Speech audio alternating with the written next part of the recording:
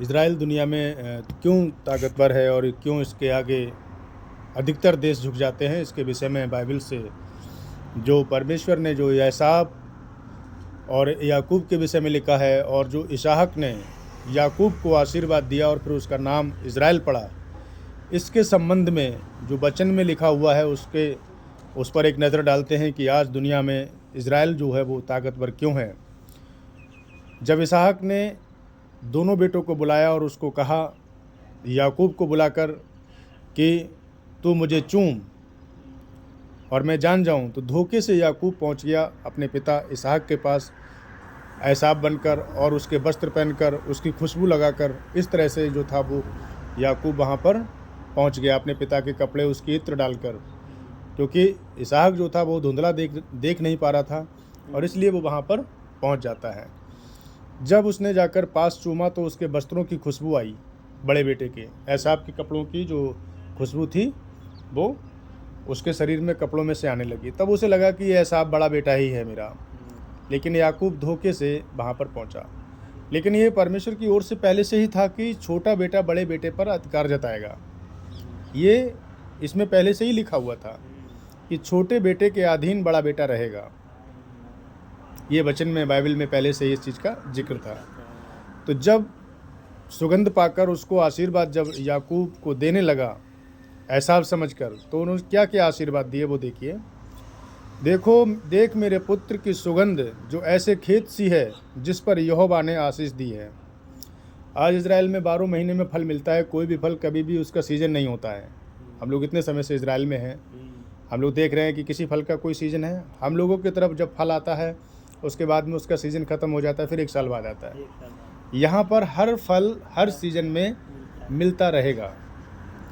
यहाँ कोई सीज़न नहीं है किसी भी चीज़ की। ये तरबूज खत्म हो गया, कुछ भी, चाहे तरबूज हो कुछ भी हो, हम लोग इतने समय से देख रहे हैं इज़राइल में कि फलों की कहीं भी मार्केट में चले जाओ, हर फल हर मौसम में मिल रहा है। कोई यहाँ मौसम का टैग लगा हुआ नहीं कि ये फल इसी मौसम में है, तरबूज है बरसात में मिलेगा या अन्य फल हैं तो उसी समय मिलेंगे।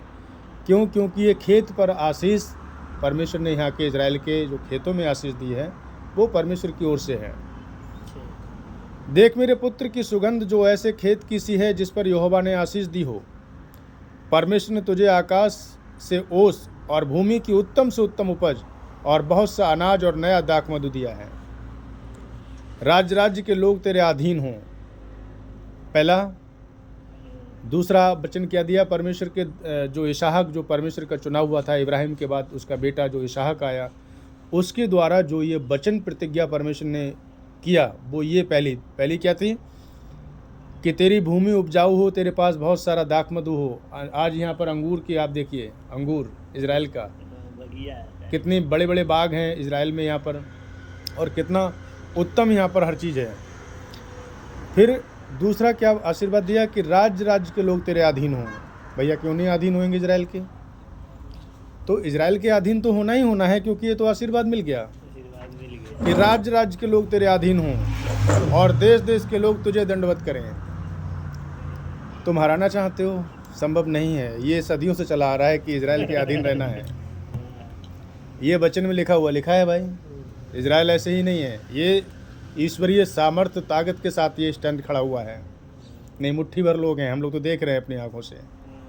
मुट्ठी भर लोगों को ख़त्म करने में टाइम नहीं लगेगा, नक्शे से मिटाने में पता नहीं चलेगा। लेकिन यहाँ क्या प्रतिज्ञा किया एसाव ने याकूब से, क्या कहा कि राज्य राज्य के लोग तेरे अधीन हों और देश देश के लोग तुझे दंडवत करें। तू अपने भाइयों का स्वामी ठहरेगा। मतलब जहाँ जहाँ तेरे भाई जो अन्य बसे हैं, जो दूसरे देश बसे हुए हैं, उन सब का तू स्वामी ठहरेगा। जो तुझे श्राप देंगे वे शापित होंगे। अगर कोई इज़राइल के बारे में बुरा बोलेगा तो उसके लिए बुरा बोलेगा ऊपर वाला कि तुमने इज़राइल के लिए बुरा कैसे बोल दिया, वो श्रापित होगा। और जो तुझे आशीष देंगे वो आशीष पाएंगे। इज़राइल को हमेशा सपोर्ट कौन कर रहा है? अमेरिका, भारत। कई देश ऐसे हैं जो इज़राइल को बहुत सपोर्ट कर रहे हैं। उन देशों में भी तरक्की हो रही है। अमेरिका खुला चैलेंज के साथ हम लोग साथ रहता है। तो क्या लिखा है कि जो तुझे आशीष देंगे, जो तेरे हित में सोचेंगे, यहोवा उनके हित में सोचेगा, परमेश्वर उनके बारे में सोचेगा। और ऐसे ही आशीर्वाद इसहाक को दे चुका बड़े बड़े आशीर्वाद दे चुका। तो ये सब चीज़ें जब उसने जब देखा, तब उसके बाद में दूसरा बेटा आया, जो बड़ा बेटा जिसको आशीर्वाद देने के लिए कहा, तो देखें तब तक वो सारे आशीर्वाद जो था याकूब को दे चुका था। फिर याकूब जब यहाँ से भागकर अपने भाई के डर से जाता है कि मैंने धोखे से आशीर्वाद ले लिया है और अब मैं क्या करूं, जब एसाव आकर रोने लगता है, तब लिखा है कि तब इसहाक ने तब वो स्वादिष्ट भोजन बनाकर अपने पिता के पास ले आया और उसने कहा, हे मेरे पिता, उठकर अपने पुत्र के अहर का मांस खा, ताकि मुझे जी भरकर आशीर्वाद दे। उसके पिता इसहाक ने पूछा, तू कौन है? उसने कहा, मैं तो तेरा जेठा पुत्र एसाव हूँ। तब इसहाक ने कहा, अत्यंत थरथराते हुए, कांपते हुए कहा, फिर वो कौन था जो अहर करके मेरे पास ले आया और उसको मैं आशीर्वाद दे चुका हूँ और वो आशीर्वाद उसको लग भी जाएंगे। अपने पिता की ये बात सुनते ही एसाव अत्यंत ऊंचे और दुख भरे स्वर से चिल्लाकर अपने पिता से कहा, हे मेरे पिता, मुझको भी आशीर्वाद दे। उसने कहा, तेरा भाई धूर्ता से आया और तेरे आशीर्वाद को ले गया। इसहाक ने जो आशीर्वाद दिए याकूब एसाव समझकर वो याकूब लेकर चला गया, क्योंकि ये जो था, अगर हम पीछे पढ़ते हैं बाइबल में, तो ये पहले से ही लिखा था कि बड़ा भाई छोटे भाई के अधीन रहेगा। और वही हुआ सिस्टम से। जो कुदरत की जो चीज़ें हैं वो सिस्टम से चलती हैं। आपका मेरा सिस्टम बना हुआ था कि हमको और आपको यहाँ आना है। नहीं, हमारे जैसे कितने बहुत लोग हैं अभी नहीं पहुँच पाए, लाख कोशिश करने के बावजूद भी नहीं पहुँच पा रहे हैं। तो जो परमेश्वर की ओर से है, हाँ, तो जो परमेश्वर की ओर से है आना, वो चीज़ें होकर रहेंगी। तब उसने क्या करा कि इन सब चीज़ों को देखकर फिर वो विकट होकर रोने लगा। और फिर उसके बाद में इसमें क्या लिखा है, देखो, एक जो मुख्य चीज़ है, तब पहलौठे का अधिकार उसने मुझसे ले लिया धूर्ता के साथ। अब देख, उसने मेरा आशीर्वाद भी ले लिया है। फिर उसने कहा, तूने मेरे लिए एक भी आशीर्वाद नहीं छोड़ा?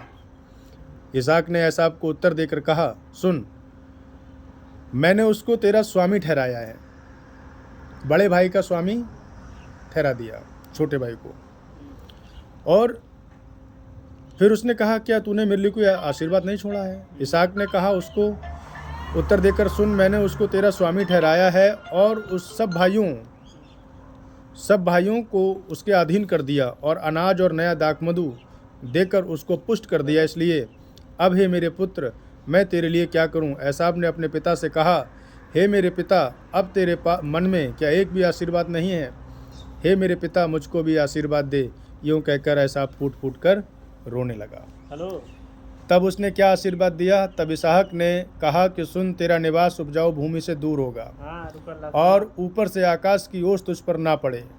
तू अपनी तलवार के बल से जीवित रहे और अपने भाई के अधीन तो हो, पर जब तू स्वाधीन हो जाएगा, तब उसके जुएं को अपने कंधे से तोड़ डालेगा।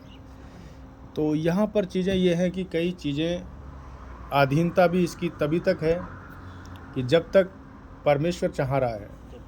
हाँ, तो इस तरह से जब ये भाग गया अपने मामा के घर, वहाँ इसने शादी की। याकूब ने शादी के बाद जब ये लौट कर आया तो फिर परमेश्वर ने इसको फिर दर्शन दिया। समझ रहे हैं भाई? चालू रहा था दोनों को समझा रहे हैं। तो फिर उसके बाद में क्या हुआ, ये चला आया और चला आने के बाद में फिर ये जंगल में अपने बीवी बच्चों को लेकर आया याकूब। तो रास्ते में फिर रात हो गई। फिर इसने परमेश्वर के साथ युद्ध किया, परमेश्वर इससे मिलने आया। भोर तक ये परमेश्वर के साथ लड़ता रहा। तब परमेश्वर ने इससे कहा कि आज से तेरा नाम याकूब नहीं होगा, क्योंकि तू धोखा देने वाला है। तूने मनुष्यों को भी धोखा दिया और तू क्या मुझे भी धोखा देना चाहता है? और तब उसकी जांघ की नस को उसने जो है तोड़ा परमेश्वर ने, और उसके बाद याकूब बेहोश हो गया और उसने कहा, आज से तेरा नाम याकूब नहीं इज़राइल होगा। तो इसी नाम को लेकर इस देश का नाम इज़राइल पड़ा है और इसका किसी ने नाम नहीं रखा है, ना किसी ने इसकी खोज की। जैसे भारत की खोज की, दूसरे देशों की खोज की गई, उनके नाम रखे गए, लेकिन इज़राइल का नाम खोजकर स्वयं परमेश्वर ने दिया है। और इसलिए इस पर यह आशीर्वाद है कि तेरे अधीन सारे देश रहेंगे, तू सबको अपनी मुट्ठी में रखेगा। तो यहाँ पर ये चीज़ है, ये इसका मूल मंत्र है, क्योंकि इस पर जो है ईश्वर की आशीष लगी हुई है। इसलिए इसका नाम इजराइल है। इसीलिए कुछ नहीं हो पाता है, तो कुछ कर पाता है। उसने पहले ही कह दिया कि जो तुझे श्राप देंगे उनको मैं श्राप दूंगा, उनको से मैं लड़ूंगा तेरी ओर से। फिर जब यहाँ परमेश्वर साथ क्या? दे रहा है, कोई क्या कर पाएगा।